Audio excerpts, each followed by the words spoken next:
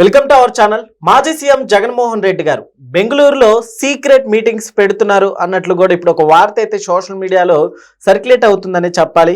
So అది గత 2 రోజుల నుంచి కూడా నడుస్తుంది. సో ఏంటి ఇష్యూ గురించి ఒకసారి డిస్కస్ చేసే ప్రయత్నం చేద్దాం. ప్రస్తుతం మనతోటి పొలిటికల్ అనలిస్ట్ జర్నలిస్ట్ జగదేవ్ గారు ఉన్నారు. ఇంటర్వ్యూలోకి వెళ్దాం. హలో సార్, నమస్కారం. నమస్తే. సార్ ఏంటి సార్, జగన్మోహన్ రెడ్డి గారు నిజంగా సీక్రెట్ మీటింగ్స్ పెడుతున్నారా? జగన్మోహన్ రెడ్డి గారు చుట్టూ ఉచ్చు బిగిస్తోంది, లేదంటే బిగ్ బాస్ అరెస్ట్ ఎప్పుడు, అలాగే ఆయన చేసేవన్నీ కూడా రెడ్ హ్యాండెడ్గా దొరికిపోయేలా ఉన్నాయని మనం 2024లో ఘోర పరాభవం తర్వాత నుంచి కూడా చూస్తున్నాం. అయితే అందరూ ఏమని ఊహించారంటే కూటమి ప్రభుత్వం రాగానే ఫస్ట్ జగన్మోహన్ రెడ్డి గారి అరెస్ట్ ఉంటుంది అన్నట్టుగా అనుకున్నారు. బట్ అవి పిల్లిపిత్తిరి రాజకీయాలు. ఎందుకని అంటే కూటమి ప్రభుత్వం చంద్రబాబు నాయుడు గారు వచ్చిన తర్వాత ఫస్ట్ అయిన ఆలోచన ఏంటంటే ప్రభుత్వం ఒక్కసారి 10 ఏళ్ళు వెనక్కి వెళ్ళిపోయింది రాష్ట్రం, దీన్ని గాడిని పెట్టాలి, రెవెన్యూ జనరేట్ చేయాలి, ఈ పథకాలు వీటి మీద ఆధారపడకుండా ఎవరి కాళ్ళ మీద వాళ్ళు నిలబడాలనే కాన్సెప్ట్లోనే వెళ్తున్నాడు ఆయన. వీళ్ళకి ఎప్పుడైతే 11 సీట్లకే పరిమితమయ్యారో ఆదరణ తగ్గిందో వీళ్ళే నోటికొచ్చినట్టు మాట్లాడడం, ఎవడో ఒకడు పైకి రావడం, చెలరేగిపోవడం అన్నీ చేయడం వల్ల అప్పుడు అక్కడ ఉండే అధికారులు దృష్టి పెడితే వీళ్ళకి ఒక్కొక్కడికి వాళ్ళ డాష్లన్నీ బయటకు వచ్చాయి. జోగి రమేష్ అవ్వచ్చు, అంబటి రాంబాబు అవ్వచ్చు, పేర్ని నాని అవ్వచ్చు, రోజమ్మ అవ్వచ్చు, ఎవరు చూసుకున్నా ప్రతి ఒక్కరికి వెనక్కి చూస్తే జల్లెడ్లాగా ముట్టంతా కన్నాలే కనబడ్డాయి. బట్ కూటమి ప్రభుత్వం దానిలో ఇన్వాల్వ్ అవ్వట్లేదు, ఎక్కడ కామెంట్ చేయట్లేదు, స్టేట్మెంట్ చేయట్లేదు.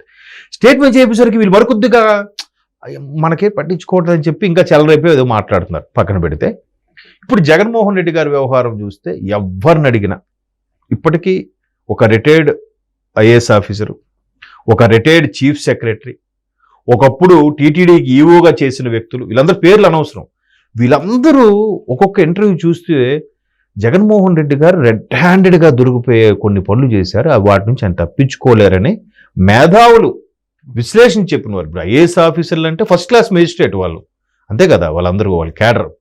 సో వాళ్ళకి తెలియని న్యాయము, వాళ్ళకి తెలియని చట్టాలు ఏముంటాయి, అటువంటి వాళ్ళు కూడా డిక్లేర్ చేసి చెప్పారు జగన్మోహన్ రెడ్డి గారు ఏదైతే ప్రభుత్వం ఉందో అది ఖచ్చితంగా తప్పించుకోలేదు. ఏంటది? మొట్టమొదటి లిక్కర్ స్కామ్ ఎంత ఇదంటే ఢిల్లీ స్కాము, ముఖ్యమంత్రి హోదాలో ఉన్న కేజ్రీవాల్ని అరెస్ట్ చేస్తే ఇక్కడ ఈ పరిస్థితి ఏంటి అనేది క్వశ్చన్ మార్క్. ఎందుకంటే ఇక్కడ స్కామ్తో పోల్చితే ఢిల్లీ స్కామ్ జూజూబీ అంట. ఈ కవిత గారు సుమారుగా 5 నెలలు జైల్లో ఉన్నారు, అవన్నీ కూడా దానికి రిలేటెడే. అదొకటి. ఆ లిక్కర్ స్కామ్లో scan, UPR, QA code, UPI ఏం లేవు కాబట్టి అదొకటి ఉంది, అది రెడ్ హ్యాండెడ్గా దొరికిపోయే అంశము. తర్వాత ఇంకోటి ఏదంటే అది చాలదన్నట్టు నెయ్యి ఒకటి తలకు చుట్టుకుంది. ఇంకొకటి ఇప్పటి వరకు 2012 నుంచో 11 నుంచో ఒక వ్యవహారం, మనీ లాండరింగ్ వ్యవహారంలో ఇప్పటికే ఆయన బెయిల్ మీద ఉన్నాడుగా. మొన్న రీసెంట్గా నెల కిందట కూడా హైదరాబాద్ వచ్చారుగా, వచ్చినప్పుడు కూడా రప్ప సీఎం అని కూడా వచ్చారుగా. మరి కోర్టుకు అవన్నీ అనవసరం కదా. అంటే ఇంకా ఆ 13 ఏళ్ళుగా వెంటాడుతున్న మనీ లాండరింగ్ కేసు ఒకటి ఉంది, లిక్కర్ స్కామ్ ఒకటి ఉంది. ఇది చాలదన్నట్టు మాజీ మంత్రి వివేకానంద రెడ్డి గారు, కాంగ్రెస్ మాజీ మంత్రి వివేకానంద రెడ్డి గారి హత్య ఉదంతం కూడా కొలిక్కి వచ్చింది, అవునా? ఇన్ని చుట్టుముడుతుంటే మరి ఆయన రాజకీయాల మీద ఎలా కాన్సన్ట్రేట్ చేయగలుగుతాడు? పైగా మెయిన్ ఆయన వెంట ఉండే కోటరీ ఏదైతే ఉందో, ఒకప్పుడున్న కోటరీ ఇప్పుడు లేదు. విజయసాయి రెడ్డి గారు లాంటి ఒక మేధావి, ఒక ఆడిటర్, ఒక మంచి రాజకీయవేత్త, ఒక మంచి బిజినెస్ మ్యాన్ లాంటి వ్యక్తి ఈరోజు రాజీనామా చేసి పార్టీ సభ్యత్వానికి, రాజ్యసభ సభ్యత్వానికి రాజీనామా చేసి పక్కెళ్ళిపోయాడు ఆయన. మరి ఆయనతో సత్సంబంధాలు ఉన్నాయా, పక్కెళ్ళిపోవడం తెలియదు, కానీ అయితే లేడు. తాను జైల్లో ఉన్నప్పుడు వెన్నంటే ఉండి నిలబడి పాదయాత్ర చేసిన షర్మిలమ్మ గారు ఈరోజు లేరు. నిన్న లేదు మొన్న షర్మిలమ్మ గారు ఏం కామెంట్ చేశారు? జగన్మోహన్ రెడ్డి గారి ప్రభుత్వ హయాంలో రాష్ట్రంలోనికి డ్రగ్స్ విచ్చలవిడిగా వచ్చేసాయి అని ఓపెన్ స్టేట్మెంట్ ఇచ్చింది ఆవిడ. అందరికి తెలిసిందే. బట్ ఆవిడ ఓపెన్ స్టేట్మెంట్ ఇచ్చింది, ఆవిడకి ఏం లీడ్ దొరకకుండా ఆవిడేం మాట్లాడదు, ఊరికే నోరేసుకుని పడిపోవడం చేయదు. ఆవిడ అలా మాట్లాడింది. బట్ అయిన వాళ్ళందరూ దగ్గర లేరు, రాజకీయ పరంగా సక్సెస్ అవ్వలేదు. ఆల్రెడీ నాన్నగారు ఫోబియా ఏదో ఉందో దానివల్ల ఒకసారి సీఎం అయిపోయారు, ఇప్పుడు ఘోర పరాభవము. పోనీ ఏదో ఉన్నారు, చక్కగా పరిపాలన చేస్తాడంటే ఎంతసేపు ఒక వ్యక్తి మీద పెట్టుకున్న కక్షని రాష్ట్రాన్ని నాశనం చేసే కాన్సెప్ట్లోకి వెళ్ళిపోయారు. అప్పటి వరకు సంపాదించుకున్నారో లేదో మాకు తెలియదు, కానీ ఇంకా సంపాదించాలనే ఉద్దేశంతోనో మరి ఇంకా ఇతర కారణాలతోనో లిక్కర్ స్కాము కల్తీనే ఎంత డ్యామేజ్ చేసిందండి. ప్రతి ఒక్క భక్తుడు కూడా ఇది కరెక్ట్ కాదు కదా, అంత ఇదిగా దొరికిపోయారు కదా. అదొకటి. ఇన్ని నేపథ్యంలో రాష్ట్రంలో ఉండలేకపోతున్నాడు ఆయన. ఎప్పుడో కోటి సంతకాల సేకరణ వచ్చాడు, వెళ్ళిపోయాడు అంతే. ఆయన బేసిక్ గా అసలు రీజన్ ఏంటి సార్ ఇక్కడ నుంచి వదిలిపెట్టి బెంగళూరులో ఉండాల్సినంత? ఇప్పుడు అక్కడ నుంచి ఏమన్నా ఖర్చుబాటు అంటారు, అట్లాంటి అందరి అనుమానం ఏదైతే ఉందో అదే అనుమానం బలపడేలాగా ఉంది. ఎందుకంటే మీరు అన్నట్టు ఇక్కడ పార్టీ ఉంది, ఇక్కడ మాజీ ముఖ్యమంత్రి, ఇక్కడ ఒక స్థాయి హోదా ఉన్నాయి. జనాల్లోకి వెళ్తే గుర్తుపడతారు. అక్కడ ఎవరికి తెలిసినా తెలియదు. పైగా అక్కడ ఎందుకు ఉంటున్నారు అంటే బయట వినిపించే టాక్ ఏంటంటే ఇవన్నీ చుట్టుముట్టాయి, పద్మవ్యూహంలో ఉండిపోయాడు ఆయన.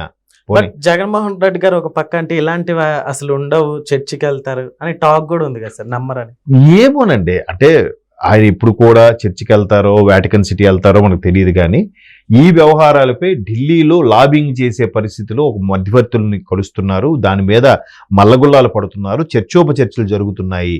ఎక్కడైతే మనకి సొంత రాష్ట్రం కాబట్టి కనీసం అన్ని రకాలుగా చుట్టూ కెమెరా ఎవరేం చేస్తున్నాడు ఏం చేస్తున్నాడు ఒక నిఘా ఉంటది. అక్కడ ఆయన ఒక ప్యాలెస్ ఏదో ఆయన మెయిన్ గేట్ నుంచి లోపలికి ఒక 1/2 కిలోమీటర్ ఉంటుంది డిస్టెన్స్, అంత పెద్ద గెస్ట్ హౌస్ ఏదో అంటారు, ఫామ్ హౌస్ సంథింగ్. సో అక్కడ ఉన్న దాంట్లో అయితే ఎవరు వచ్చినా వెళ్ళినా అంతగా తెలియదు, చాలా లోపలికి ఉంటుంది.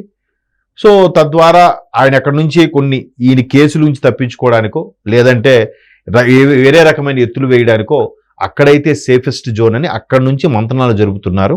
అక్కడ కొంతమంది ప్రముఖులతో మాట్లాడిస్తున్నారని ఒక టాక్ ఉంది. మరోవైపు కర్ణాటకలో కాంగ్రెస్ ప్రభుత్వం ఉంది కాబట్టి ఇలాంటి లాబింగ్లు ఏమి చూడాలంటే డీకే శివకుమార్ గారు మంచి సిద్ధవస్తులు. సో ఆయన అనుచర గణంలో ఒక టచ్లోకి వెళ్ళారు ఈయన. సో ఆ టచ్లోకి వెళ్ళి తద్వారా మాట్లాడిస్తున్నారు అని ఒక టాక్ కూడా ఉంది. అంటే పెద్ద పెద్ద వాళ్ళు ఏదైనా చేయగలుగుతారు, ఏదైనా చేసుకోగలుగుతారు.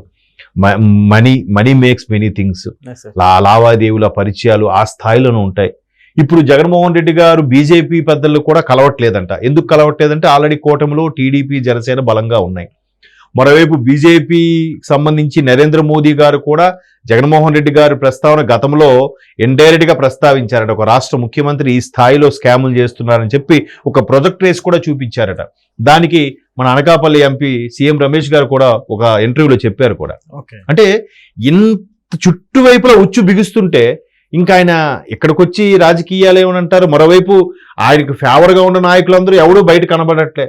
అడపాదడప అంబటి గారో పేర్ని గారో కనిపిస్తున్నారు, తప్పితే రోజమ్మ కనిపిస్తున్నారు. ఇంకెవరు కనిపిస్తున్నారు?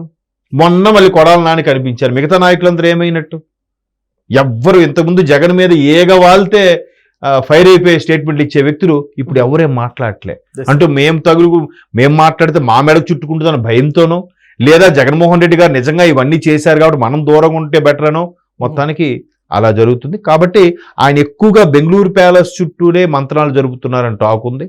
ఇదంతా కూడా ఆ బిగ్ బాస్ అరెస్ట్ ఎప్పుడు, లేదా ఈయన మనీ లాండరింగ్ వ్యవహారం కేసు కొలుక్కొచ్చేది ఎప్పుడు, లేదా వివేకానంద రెడ్డి గారి హత్యకి సంబంధించి ఉదంతం ఎప్పుడు బట్టబయలవుతుంది, అలాగే ఆ కోడికత్తి వ్యవహారం నిజమా అబద్ధమా, ఇవన్నిటి మీద కూడా ఒక కొలిక్కొచ్చే సమయం ఆసన్నమైంది. కాబట్టే ఆయన అక్కడే ఉంటున్నారు, అక్కడ మించి రావట్లేదు అనేది అయితే చర్చ నడుస్తుంది. బట్ దానికి కూడా వాళ్ళు పాజిటివ్గా చెప్తే చెప్పుండొచ్చు. ఏదైనా కాలం నిర్ణయిస్తుంది, అంతవరకు మనం ఓపిక పట్టాలి. కూటమి ప్రభుత్వం పనిగట్టుకొని చేస్తే ఇన్ని రోజులు జరగదు. ఎందుకంటే ఆల్రెడీ సంవత్సరం ఇంచుమించు 20 నెలలు అవ్వస్తుంది కూటమి ప్రభుత్వం వచ్చి. కూటమి ప్రభుత్వం ఆ దృష్టిలోనే లేదు. నిజంగా దృష్టి పెడితే ఇంకోలా ఉంటుంది. Okay sir, thank you.